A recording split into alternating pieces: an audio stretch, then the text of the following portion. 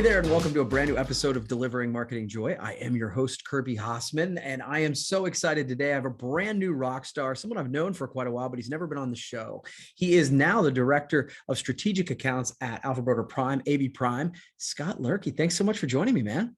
Happy to be here, Kirby. Thanks for having me. Absolutely, absolutely. I'm excited to dig in. So I kind of alluded to this. We've known each other for a while because you were a regional sales rep for AB Prime for quite a while, and you've recently gone through a transition. And I say recently because everything for the last 2 years seems like it could have all been last week, or it could have been 2 years ago, but fairly recently you've gone through into this new role. And I'm kind of curious, I'm kind of fascinated in making that transition from regional rep to national accounts. How has that transition been, and what have you needed to do to up your game to succeed in that role? It's a great question. I mean, it's been great. So far it's been great. Anytime you make any kind of transition in either a promotion or a new job, naturally you're going to be presented with some unique challenges, but you add COVID into that as well too. Sometimes you feel like you're drinking from a fire hose, and in my case, sometimes you feel like you're standing beneath a waterfall with your mouth open, right? With stuff coming at you. But overwhelmingly, it's been a great experience. I feel like I've got my feet underneath me. I've been in the role now for 7 months, so I'm starting to make it my own way in that regard. So it's been a lot of fun. For me, the biggest change in my behavior from this role is becoming like a meticulous note taker. I did not keep a lot of notes when I was an outside sales rep in the field sales as much as I should, much to the chagrin of a former manager of mine. But in this role, there's so much intricate details and so many moving parts that it's really important to be organized and really important to keep good notes and to have meticulous follow-up in that regard. So that's been a big change for me. And then also thinking more granularly too, right? So in a role like this, it's more national focused and looking at the overall business as opposed to just a specific territory. It changes your mindset. It forces you to think differently because you're really looking at the business as a whole as opposed to just the targeted accounts you have in your state. Yeah. And just quick follow-up. I'm just curious because not only did you change roles, but as you mentioned, it was during the pandemic. So I got to think that in the past, it was much more, hey, I'm going to events or I'm going to see clients, and that just wasn't a thing. So how's that been for you? And that's not a very well-structured question, but just what was that transition like to try and just, okay, I'm going to be working from the office. I'm taking on a new role and I'm doing it in a new way. Yeah, it's a good question. It's what's been interesting is when I joined this role, the biggest shift I think that's happened in that time frame in the beginning of COVID when I joined is at this point pretty much everyone is pretty tech savvy when it comes to Zoom. Yeah, I mean, can you imagine doing a product presentation before COVID via cross-eyed, right? But coming into the role when I did, everyone was very in tune with how to use either Zoom or Teams or any of those mediums, and that made the transition much easier. Actually put a face to the name with a lot of our customers. And, as restrictions started to ease, I'm leaving for California tomorrow to go see some customers in our Fresno, DC, right? So traveling starting to come back slowly and cautiously and responsibly. So, that has improved as well, and will continue to get better as well too. But man, thank God for technology, right? I mean, it's really this transition a lot easier to do. Yeah, I bet. It's funny. You will appreciate this. I literally was on putting together a class reunion, and we were going to meet in person, and it just wasn't working out for weather and whatever. And I said, let's hop on a Zoom call. And one of the people got on and said, I've never been on a Zoom call. I'm like, how in the hell did you live the last 2 years and never be on a Zoom call? That was Kirby. I participated in a Zoom wedding this year. It was awesome. I had a button down on and shorts. I watched the ceremony from my computer. Then I left and I sent him a gift. It was great. It was great. I love it. I love it.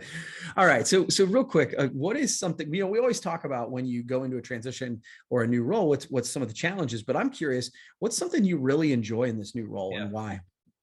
There's a lot of things, but if I had to really think about one thing, it goes back to what I had said before. This role really is designed to look at the business on a more granular, holistic way, right? And figuring out putting the right tools together to build strong partnerships and strong, long-standing relationships with customers. So, when you're in a field sales role, naturally your focus is on the day-to-day business and month business, and you're much more involved in the day-to-day transactions, the challenges that comes with it. This role, albeit is involved in the day-to-day, but more focused on how can we continue to grow it with partners, our strategic partners, for sustainable future. So it allows you to be creative in ways that necessarily wouldn't do in a day-to-day sales role. And that part of it's a lot of fun. It's challenging, it's unique, and every day is different. What's so fun about this industry in general, whether you're a supplier or distributor, it's every day is different. And in this regard, it's just different, and it's unique in different ways. And it's challenging and it's fun. And it allows you to use different parts of your brain that you normally wouldn't use, and that's a lot of fun. It's a really rewarding job. That's cool. That's cool. Okay, so from the role onto just a little bit of personal development, I always like to dig in on stuff like this. So, what are some things that maybe you've struggled with, in either now or in the past, and how do you work to overcome those? Great question. I'm glad you asked it too, because I was thinking about this last night, and one of the things that I've made a focus to improve on is delegation. And especially over the last couple of years, where a lot of us experienced maybe some labor shortages, or felt that you were probably the best person to handle a situation. Anytime you step into something, the philosophy is, I feel like I'm the best person to handle a challenge. Right. And sometimes that might be true, sometimes it might not be. Right. A good example that'd be like conflict resolution. That's an area I feel like I'm pretty strong in. But I reflected on this and thought to myself, I may have solved the problem sooner or more efficiently, and the customer might have been a little bit more satisfied had it been coming from me as opposed to someone else. But that came at the expense of somebody else's development. That makes sense. Yeah. And for me, that's important. For not just myself, but for others to continue to be stronger and develop their skill set. So I've forced myself to take a back seat in some circumstances, and giving other people an opportunity to grow. I think we're so naturally want to solve a problem and say, I can fix this. No, I stand back. I got this. I'll take it. That comes at the expense of somebody else's development. So, that's something I recognized about a year and a half ago, and I've really made an emphasis to improve and taking a step back, if that makes sense, to help others. Yeah, it actually makes a ton of sense. And it's a funny thing because, one of those coincidental things, I was having this conversation about myself this week. My daughter, Skylar, my oldest daughter, is working here at the company, and we're getting ready to roll out a new promotion. And as is the case, I think I try to take stuff on just like what you were talking about. And I do it in a way where I'm like, well, that person's kind of busy. That person's kind of busy. This is something I can just do. And I'm having a cup of coffee yesterday morning. I'm like, I am stealing this experience from Skylar. She needs to know why I'm contacting this person and why I'm doing the things I'm doing. And so I literally had that conversation with her yesterday. So I think that's fantastic advice from a leader perspective. It's like, it's hard because you're doing it for the right reasons in your mind. Correct. Right. But I think that there's real value in them taking that on when they know that it's a learning experience. Like, it's not just like you're dumping stuff on them. You're doing it so they can grow. I think that's great advice. Yeah, it's a hard skill to learn, right? I mean, good leaders are good at delegating, and it takes a lot of discipline, right? Especially when there's something wrong, right? I think that's the biggest example of that. But that's something I'm putting an emphasis on, because it's again, I'm here to help others too, right? And grow in their own ways. And you can't help them grow if you don't let them grow. So yeah, I love it. I love it. All right. Final question. So what's something that you recommend? And obviously you're in a leadership role now. What's something you recommend people start doing today that will make their life or their business better? I got a couple things. Okay. Perfect. Perfect. One thing that's been interesting over the last 3 years in our COVID experience is watching some of our great distributor partners reinvent the way that they approach the market. We're in a unique industry where everyone needs what we sell. And I respect and understand why anyone would want to diversify their client portfolio in the same way you would diversify your stocks. And I get that. But, what I've seen is, distributor partners that have really focused on niche markets and become experts in these fields are seeing a lot of success. And, it's hard to do. It could be a 1 year, a 5 year process. But to be a true expert, I mean, I'm talking like joining these end users, trade organizations, and attending their trade shows and really understanding their pain points in whatever industry that may be. Going back to what we're talking about with Zoom, we're in an environment now where there's no limits of who you can sell to. Everyone understands for the most part how to use technology in ways that they didn't before. Right. The whole country is at your disposal in that regard. So, those that are finding niche markets and growing from referrals based on those niche markets, I think are really important. And doesn't matter where you're at. You can be in Coshocton, Ohio, Jasper, Indiana. You can be in Fresno, California. It doesn't matter anymore in that regard. So it takes work and it takes a lot of discipline. But just from a couple of experiences I've seen, there are distributors that are doing this and having a just tremendous growth.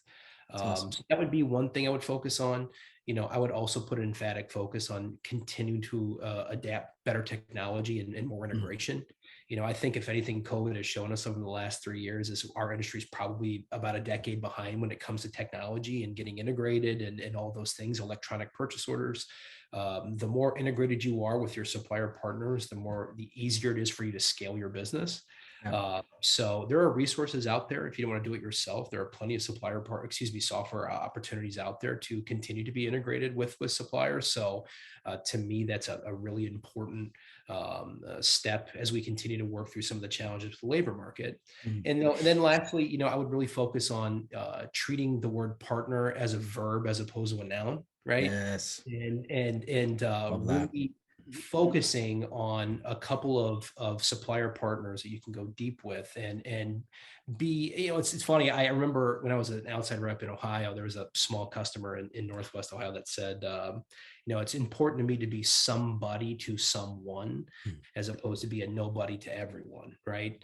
And, the more we can partner in ways, not just with Alpha, but any supplier, the more you can partner and grow your relationship and grow your business together, the stronger that partnership becomes. Like Kirby, I mean, the industry continues to grow with less people or less organizations. Right. So that's something we want and we desire. And I think, again, we want to be partners in more than just name. We want to work together. Yes. We want to win together. We want to experience challenges together and work together. Yeah, this is a great final thought to leave us on, because again, this is another thing that I've been cogitating. It occurs to me that everybody on the distributor side, everybody who's on the customer side or whatever, we all want to be treated as VIPs, right? But not everybody can be a VIP. But I think on the other side, I keep wanting to ask people, what have you done to earn that? And that, like that might certainly business earns it, dollars earn it. There's a lot of other things. There's just the building of the relationships, treating partners with respect and dignity. There's a lot of things that you can do to earn VIP treatment when you need VIP treatment. And so I think that goes to your point, I think. Yeah, for sure. Yeah. And we get that every situation is perfect, right? And of course. There are some times where there are situations that aren't completely ideal, but we can feel it. Like we know who good partners are, and we can see it by action. And it's like you said, it's way more than just business, right? It's a lot of factors there. So and that's an easy thing to do. That costs no money, right? It just takes a little bit of thought, maybe a change of perspective. So, and that goes both ways too. It's not, again, it's not just on the distributor side. They also, as a supplier, has to have that same idea too. So I love it. Well, cool, man. Scott, thank you so much. Obviously, I know it's been 7 months, but officially congrats from me on the new role. I'm sure it's going great, and we'll have to do this again sometime. Okay. Looking forward to it. All right, man. Well, that's going to wrap up this edition of Delivering Marketing Joy. We'll see you next time.